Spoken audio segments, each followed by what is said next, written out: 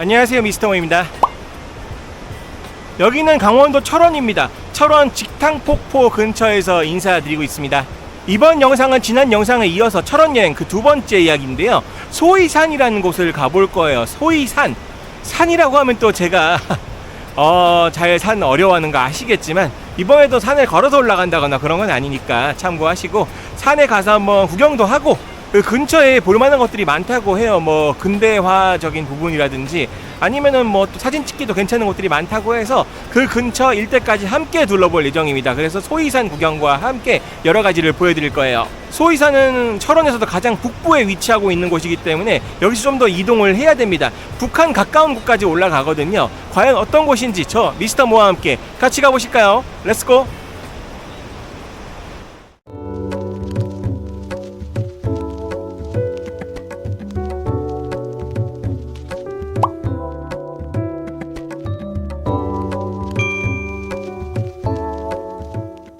네, 철원 역사문화공원에 도착을 했습니다. 저기 멀리 철원 역사문화공원이라고 써있죠. 주차장이고요.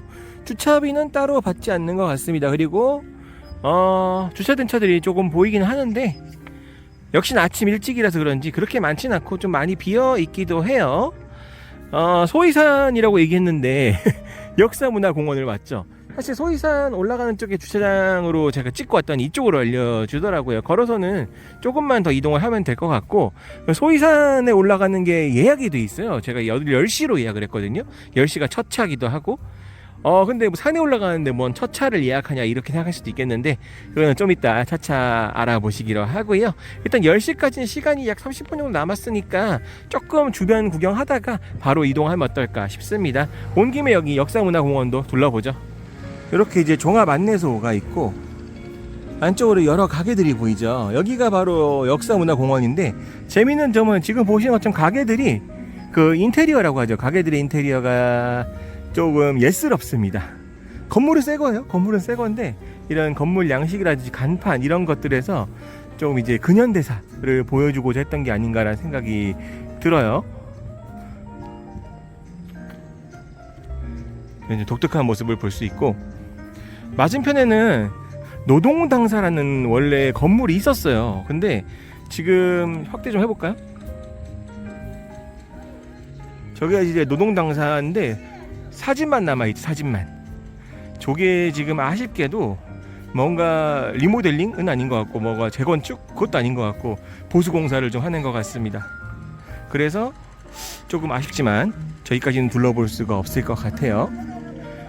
일단 이쪽으로 한번 구경 좀 해보고 이제 소위산 쪽으로 이동해 보겠습니다. 양장점 건물이 있는데 한번 들어와 봤더니 이렇게 또 예전 양장점 모습을 잘 갖추고 있기도 하고 스탬프 투어 같은 것도 볼 수가 있네요. 철원 스탬프 투어 여기서 찍는가 봐요. 이쪽에서 이제 사진을 촬영을 해서 뽑을 수 있는 장소도 있고 안쪽에 보면은 이런 식으로 뭐 옛날 교련복이라든지 교복을 갈아입어 입을 수 있는 그런 공간도 있습니다. 지금 아직 불이 켜져 있지 않아 가지고 사진은 찍을 수 있을 것 같은데 지금은 안 되나 봐요. 좀 이른 시간이라 그런가. 그래서 이런 것도 갖춰져 있다. 이거 모르고 왔는데 신기하네요. 한 바퀴 둘러보니까 여기 마치 그 한옥마을 같은 느낌도 나요. 한옥도 있고 이렇게 기와집, 초가집도 있고 저 멀리는 양옥도 보입니다. 양옥. 그리고 이쪽에 설명도 있지만 도시 빈민의 주택, 뭐 토막집이라고 해서 운막은 아닌 것 같은데 운막이라 이름도 쓰여 있네요. 제가 아까 양옥이라고 표현을 했는데 여기가 그 제가 한옥마을이라고 말씀은 드렸지만 실제로는 조선시대를 배경으로 한 한옥마을 같은 느낌이라기보다는 일제시대를 배경으로 한 한옥마을 같은 느낌이 들어요. 그래서 뭐 서민들의 주택이라든가 볼 수 있지만 양옥 같은 게 있죠. 이런 부분들은 이제 근대사, 그러니까 1900년대 초반부터 이제 1945년 사이 정도의 모습을 보여주는 그런 마을을 재현해 놓은 게 아닌가 생각이 듭니다. 그리고 설명도 있어요. 아까 제가 보여드렸던 이런 기와집이 신흥 부자들이 살았던 주택이라고 하네요. 부잣집이 이 정도였던 거예요. 이야, 재밌네요.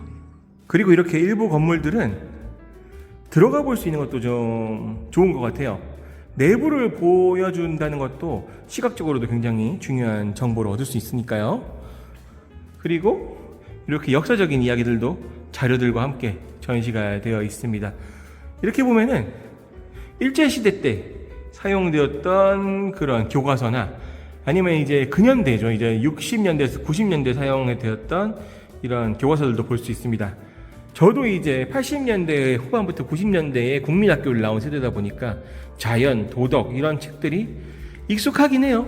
꽤 오래돼서 기억이 잘 안 나지만 시간이 이른 시간이다 보니까 뭐 호두과자라든지 아니면 이렇게 길거리 가판대는 장사를 아직 하지 않는 모습입니다. 아마 낮이나 저녁 때나 돼야지 열리지 않을까 싶어요.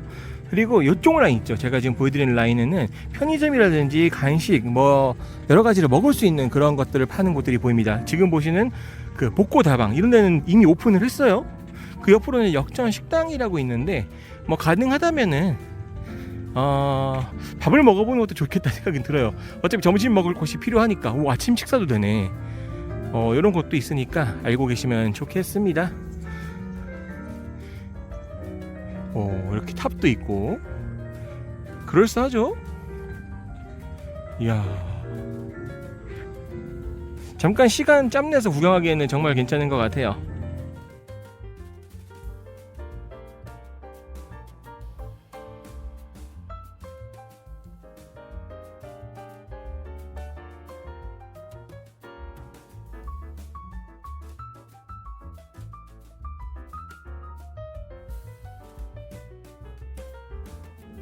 뭔가 오밀조밀하는 느낌보다는 이렇게 넓은 공간에 건물들을 큼직큼직하게 똑똑똑똑 떨어뜨려서 지어놨어요.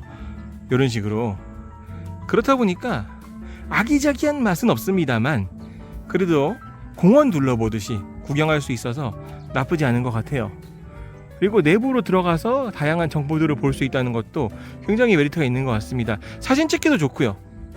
그리고 저기 보이는 철원역이 목적지 되겠습니다.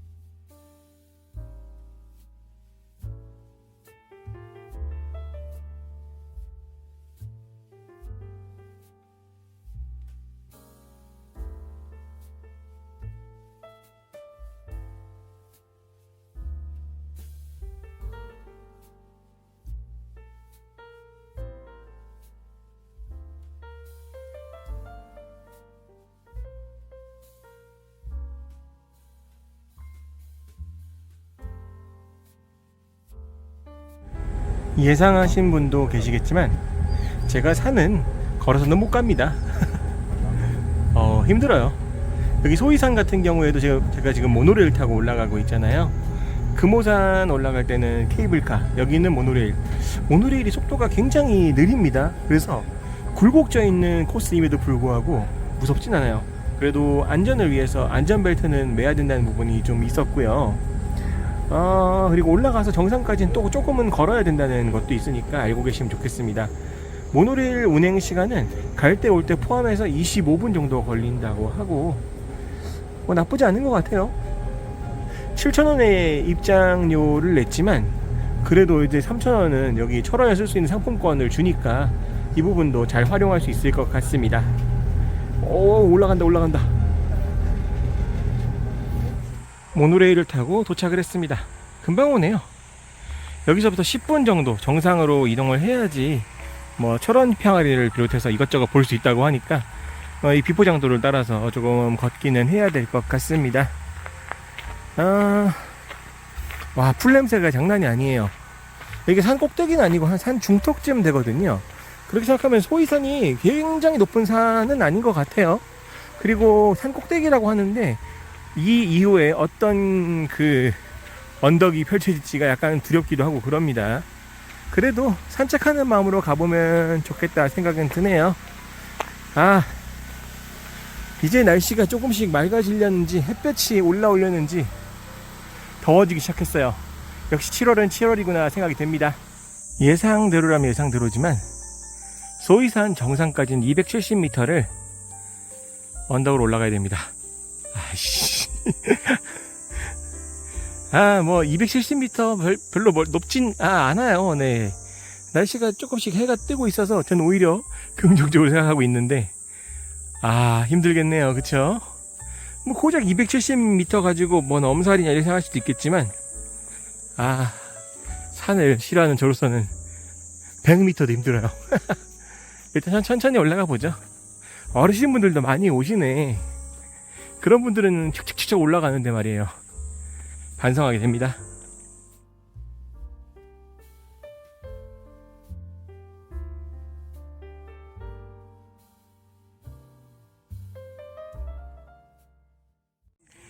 이야, 정상에 올라왔습니다.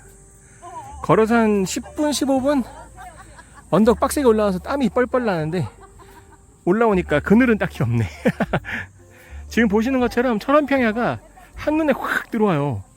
여기가 이제 해발 300m 정도밖에 안 되거든요. 근데 진짜 경치가 멋있습니다. 기가 막혀요. 그리고 저쪽에 그 볼록볼록 튀어나온 곳 뒤쪽으로가 이제 백마고지라고 합니다. 그 예전에 우리 6.25 전쟁 때 고지전 정말 많았잖아요. 특히 막바지에. 그 치열했던 곳 중에 한 곳도 여기라고 하죠. 여기 철원이 이제 저 넘어가 이제 김일성 뭐 고지라고도 하는 곳이 있는데 여기를 뺏음으로써 이제 오대미가 나는 철원 평야를 우리가 가질 수 있게 되었죠. 실제로 보니까 훨씬 더 웅장하고 멋있네요. 산에서 보는 경치 정말 괜찮습니다. 날씨가 좀 더운 거 빼고는 다 좋네요. 이제 이 DMZ 너머가 여기서 보인다고 하는데 오늘은 안개가 끼고 날씨가 안 좋아서 그 정도까지 보이진 않는 것 같고 산꼭대기에 이렇게 헬기라도 내릴 수 있을 정도의 공간이 있더라고요. 나무로 되어 있긴 해서 헬기는 못 내리겠지만 그래도 이런 경치를 볼 수 있어서 다행입니다. 빡세게 올라온 보람은 있어요.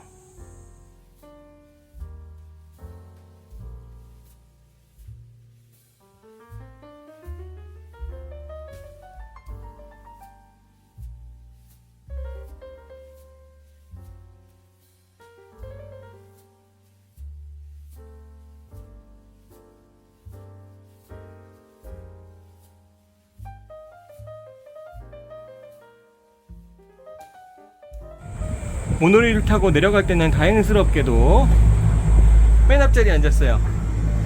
전세 냈습니다. 역시나 케이블카도 마찬가지고 모노레일도 마찬가지지만 아침 일찍 오게 되면은 올라갈 때에 비해서 내려갈 때 사람이 없어요. 그래서 좀 조용하게 편하게 내려갈 수 있는 게 아닌가 생각이 듭니다. 아우 좋네. 맞은편 또 올라온다.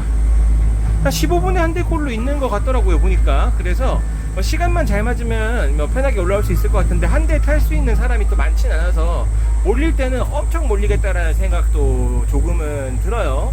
이 점 참고하셔서 주말에 오실 때는 예약을 한번 하시고 오시는 것도 어떠실까, 그런 부분도 생각을 해보게 되는 것 같습니다. 지금 막 모노레일을 타고 내려왔고요. 즐거운 시간이었어요. 이제 철원에서의 마지막 일정은 점심, 여기 역전식당에서 점심을 먹고 갈까 합니다. 공원 안에 있는 식당이고요. 평이 많이 엇갈리는 곳인데 그래도 여기가 이제 주력이 떡갈비라고 하니까 떡갈비 한번 먹어보고 가면 좋겠습니다. 들어가 보죠.